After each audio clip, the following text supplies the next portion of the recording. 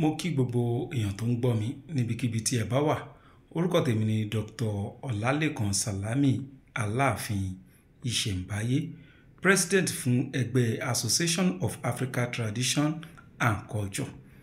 Mo kí gbogbo èèyàn ọmọ Yorùbá tẹ́ ń gbọ́ mi níbikíbi tí ẹ bá wà.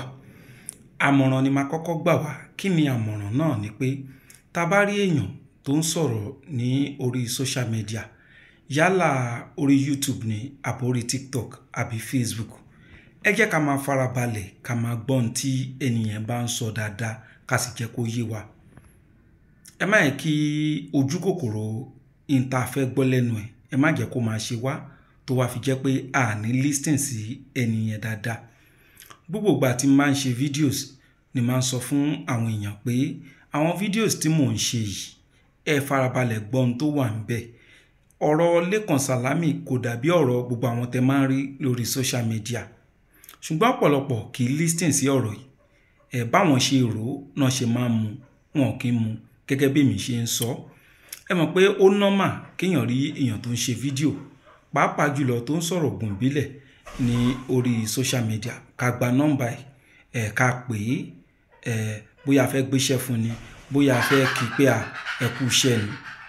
Ṣùgbọ́n ọ̀rọ̀ Lékan Sàlámì ó yàtọ̀. In tó fi yàtọ̀ ni pé fídíò tá à ń ṣe, pàtàkì fídíò náà ni pé à ń polówó ẹgbẹ́. Ṣé wá rí pé èèyàn tó ń polówó ẹgbẹ́ lè fi wé èèyàn tó ṣe pé ó ń wá customer. So ẹ̀yin ni kẹ́ treat ọ̀rọ̀ Lékan Sàlámì bí ẹni tó ń polówó ẹgbẹ́.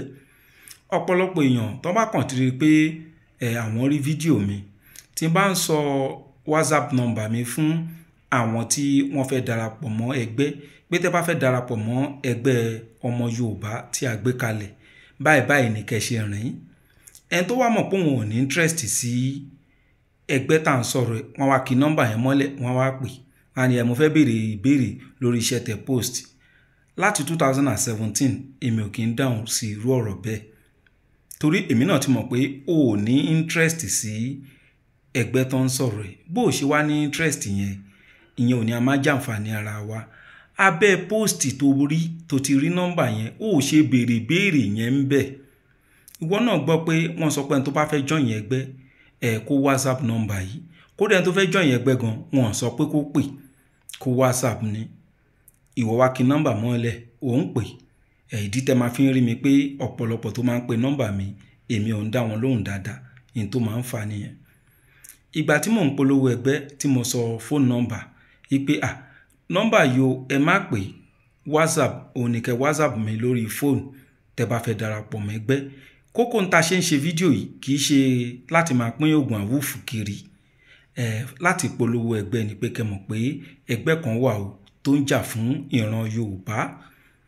Bí wọ́n bá jẹ́ ọmọ Yorùbá tòótọ́ tó nífẹ̀ẹ́ àṣà Yorùbá tòótọ́, ó yẹ kó lè mọ̀ pé ìjà wa ni gbogbo àwọn nǹkan táwọn ènìyàn ń ṣe, ìpè kí àṣà Yorùbá kó má parun. Tá bá ń sọ̀rọ̀ ìjà fún ọmọ Yorùbá, kì í ṣe ká yọ̀bọ̀n ká máa ba nǹkan ìjọba jẹ́ lèèyàn fi ń jà fún ẹ̀yà kan. Ẹ kọ́kọ́ jà fún èdè yín, ìpè gbogbo ọmọ Yorùbá, ẹ jẹ́ kí èdè wa, ẹ jẹ́ kó múlẹ̀ láàrin wa. Ẹ jà fún àṣà, ìmúra, nǹkan. Ìyẹn téèyàn fi ń jà fún ẹ̀yà kan nìyẹn. Kì í ṣe pé kéèyàn máa fi ti ara ti wọn kó máa fi disturb ẹ̀yà míì. Fún àpẹẹrẹ, kí Ìgbò fẹ́ jà fún àṣà tiwọn, kó máa gbé tiwọn, kó máa fi disturb àwa Yorùbá, nǹkan burúkú ni. Káwa Yorùbá náà ká máa fi tiwa disturb Haúsá, àbí ká Haúsá máa fi tiwọn disturb wa, nǹkan burúkú ni. Ṣùgbọ́n láàrin ara yín, ẹ bára yín sọ̀rọ̀, kẹ́ ẹ jà fún ọ̀rọ̀ àṣà yín pé okay, ẹ jẹ́ kí gbogbo àgbáyé, ẹ jẹ́ kó máa rí wa pẹ̀lú àṣà wa. Ọ̀rọ̀ ẹ̀sìn ò ṣeé sọ mọ́, nítorí pé òyìnbó wọ́n ti gba ẹ̀sìn lọ́wọ́ gbogbo ọ̀pọ̀lọpọ̀ wa láfríkà. Gbogbo Áfríkà ti di ẹni tó ń ṣe ẹ̀sìn, yálà Muslim ni àbí Christian. Ẹ̀sìn táwọn òyìnbó gbé wá nìyẹn. Ẹ̀sìn ìbílẹ̀ ni tiwa. Òyìnbó sì ti gba àwọn ẹ̀sìn tiwa yẹn, wọ́n ti gbé sẹ́gbẹ́ kan, wọ́n ti gbé tiwọn, wọ́n ti gbé lé wa lọ́wọ́. So a sọ̀rọ̀ nípa ẹ̀sìn mọ́. Ọkọ̀ tó ti lọ lèèyàn ń ṣẹ́wọ́ sí tó bá ń sọ̀rọ̀ nípa ẹ̀sìn. À ń sọ̀rọ̀ nípa àṣà. So ìyá, bàbá, mo wá ń polówó fún wa pé ẹgbẹ́ tó lè ràn wá lọ́wọ́ fún àwọn ọ̀pọ̀lọpọ̀ ìbéèrè tẹ́ ń bi mí òun ni Association of Africa Tradition and Culture. Fúnra wa là ń sá fún in tó lè ràn wá lọ́wọ́. Àwa ń sá fún ìrànlọ́wọ́ tí ó wá yẹ ká rí inú ẹgbẹ́ yẹn, àwa fẹ́ máa rí ní àwòf ìtẹ̀ṣe ń pe nọ́mbà nìyẹn.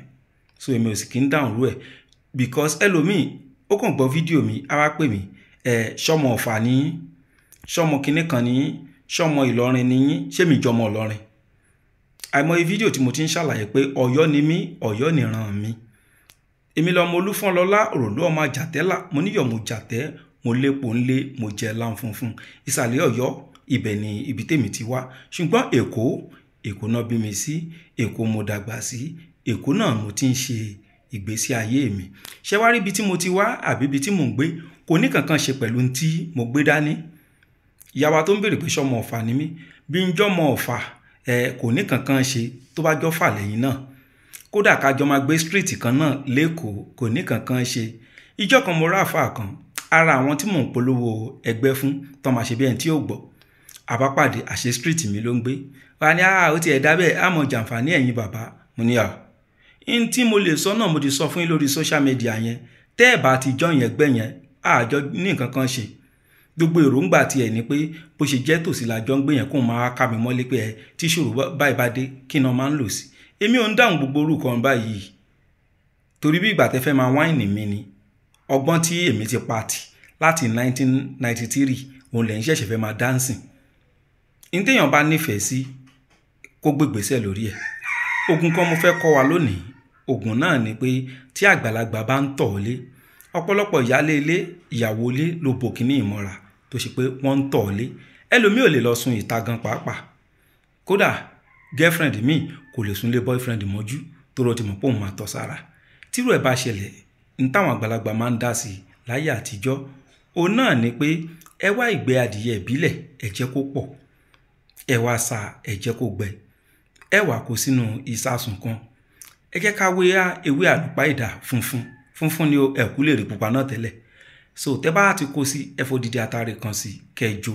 Ẹ jẹ́ kẹ́niyẹn kó máa fi fọ́kọ̀ mu lálaalẹ́ pẹ̀lú àṣẹ Ọlọ́run ìtọ̀ náà máa dúró. Ìwọ tó wá nífẹ̀ẹ́ sí ẹgbẹ́ tá à ń sọ̀rọ̀ yìí, kí la máa ń ṣe inú ẹgbẹ́ yẹn? Òun náà ni pé kí ni ìwọ mọ̀, kí lèmi mọ̀, yín tájọ́ mọ̀, ẹ jẹ́ kájọ kọ́ra wa. Òun là ń ṣe inú ẹgbẹ́ náà. Association of Africa Tradition and Culture lórúkọ ẹgbẹ́ náà. Tíwọ náà bá fẹ́ darapọ̀ mọ́ wa, èèyàn bíi 200 tó wà nínú ẹgbẹ́ yẹn. Tá bá bẹ̀rẹ̀ ní sọ nǹkan ẹyọkọ̀ọ̀kan fún ẹ, ṣòrí pé láàrin ọjọ́ kan wà á mọ nǹkan 200. Tá bá sọ nǹkan méjì fún ẹ, wà á mọ nǹkan 400. Ayé kẹ́nìkan máa lu ẹnìkan jìbìtì. Ó máa tó wá sópin táwọn èèyàn tán bá mọ̀ túmọ̀ irú ẹgbẹ́ tá gbé kalẹ̀. Kì í ṣe ẹgbẹ́ tó máa sọ pé mo wú wá kí n bẹ́ẹ̀ ṣe, wọ́n á kọ́ ẹ bọ́n ṣe ń ṣe ni. Pé nǹkan báyìí ló máa mú pọ̀ tán fi ń ṣe nǹkan báyìí. Àwọn research ó sì máa ń lọ lóríṣiríṣi inú ẹgbẹ́ wa tó ṣe pé a máa ń gbé àbájáde ìwádìí oríṣiríṣi a máa ń gbé jáde. Wọ́n tó bá fẹ́ darapọ̀ ibi tó wà kò ní kankan ṣe. Orí WhatsApp ẹ̀kọ̀ọ̀kan la máa ń ríra wa sójú. Kì í ṣe ẹgbẹ́ tó máa sọ fún ẹ pé tó bá dijọ́ Sunday máa bọ̀ meeting rárá. Ó ti ní bá ṣe ń ṣe. Tó bá darapọ̀ mọ́ wa ìwọ náà dúpẹ́ fọ́lọ́run. WhatsApp number mi ni 08028565188. Ẹ máa pe nọ́mbà náà. WhatsApp mo pé ẹni tó bá sì fẹ́ darapọ̀ mọ́ ẹgbẹ́ nìkan ló wà fún. Á dára fún wa o.